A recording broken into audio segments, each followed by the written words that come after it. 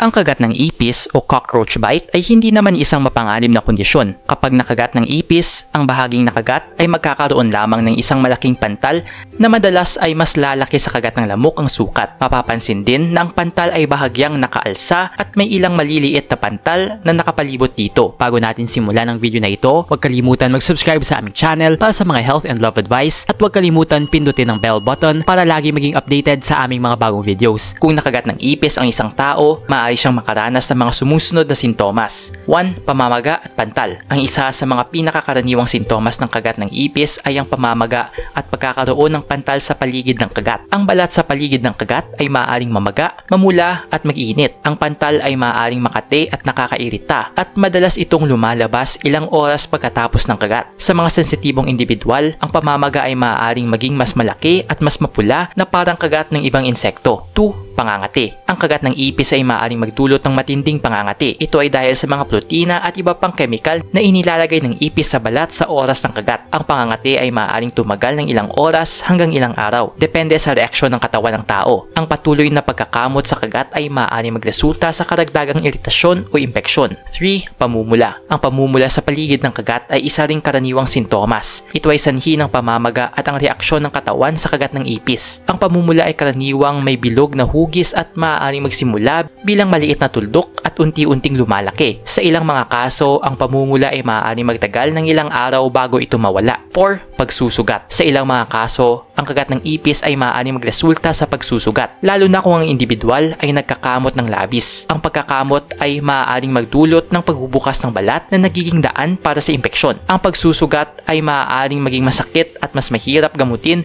kung hindi agad mabibigyan ng pansin. 5. Pagkakaroon ng blister. Ang ilang mga tao ay maaaring magkaroon ng mga blister o paltos sa paligid ng kagat ng ipis. Ang mga blister ay maliliit na bulsa ng likido na bumubuo sa ibabaw ng balat. Ito ay isang reaksyon ng katawan sa iritasyon na dulot ng kagat. Ang mga blister ay maaaring maging masakit at pumutok na nagreresulta sa bukas na sugat na mas madaling kapitan ng impeksyon. Nag-enjoy ka ba sa video ito? Please hit the like button and subscribe sa aming channel para sa iba pang video tulad nito. Salamat sa panonood!